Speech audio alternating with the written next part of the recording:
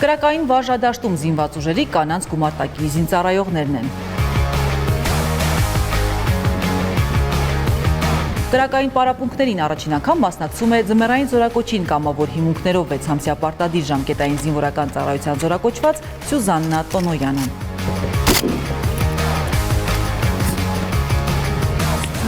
Ինչպես էին զգացողությունները առաջին կրակելուց։ Հիասքանչ մարտական վարժությունը սովորելուց հետո արդեն խրամատում կրակելը շատ հաճելի էր։ Սյուզաննան 19 տարեկան է, 1 ամիս առաջ որոշում կայացրեց անցնել զինվորական ծառայության։ Այսօր նա Հայաստանի Հանրապետության բանակի կանանց գումարտակում է։ Զինվորական համազգեստ կրելը կարելի ասել որոշակի երազանք է եղել իմ համար, դրա համար այս պահին այս համազգեստով լինելը իմ համար ապացույց է, որ ես կարողանում եմ հասնել իմ նպատակներին ու նաև մեծ հպարտություն է իհարկե այս համազգեստ կրելը, հպարտություն է ու զգաստացնում է մարդուն։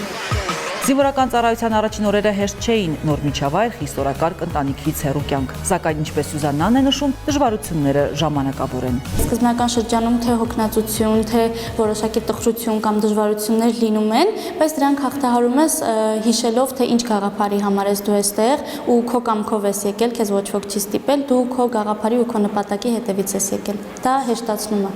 Շարքային Տոնոյանի համոզմամբ կնոջ դերը բանակում աստիճանաբար մեծանում է, իսկ ծառայության էությունն ու նպատակը նույնն են թե կանանց եւ թե տղամարդկանց համար՝ ծառայել մեր երկրին։ Թե բանակում, թե պետական այլ կարևոր ոլորտներում ավելի աճում է ու կարծում եմ, որ կանանց քանակը եւ որակը իհարկե ավելանալով կարևոր հանգույցներում պետական միայն ավելի լավացնելու են պետության իրավիճակը։ Սյուզաննան ծառայությունից զատ նաև այլ հետաքրքրություններ ունի, ֆիլմերի սիրահար է, նաև հաճույքով գրքեր է կարդում։ Նպատակ ունեմ հավաքել անձնական գրադարան, այստեղ լինելու ընթացքում արդեն 3 գիրք ավարտել եմ։ Շարքային Տոնոյան։ Ես 6 ամսյա ծառայության ավարտին Սյուզաննան կստանա 1 միլիոն դրամ պատվովճար կամ հնարավորություն շարունակել ծառայությունը պաշտպան հայրենյաց ծրագրով։ Սակայն ինչպես ինքն է նշում, ամենամեծ ձեռքբերումը կլինի փորձառությունն ու սեփական ուժերի նկատմամբ վստահությունը։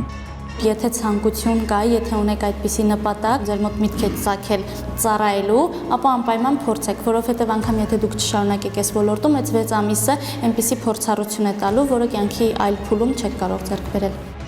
Շնորհակալ եմ Հայաստանի Հանրապետությանը ինձ այս հնարավորությունը ընձեռնելու համար։ 19-ամյա Սյուզաննա Տոնոյանի մասին այս փոքրիկ պատմությունը հերթական վկայությունն է։ Զինվորական ծառայությունը միայն պարտականությունների կատարում չէ, այլ նաև գիտակցված ընտրություն, գաղափար եւ երազանք, որը կարող է դառնալ իրականություն։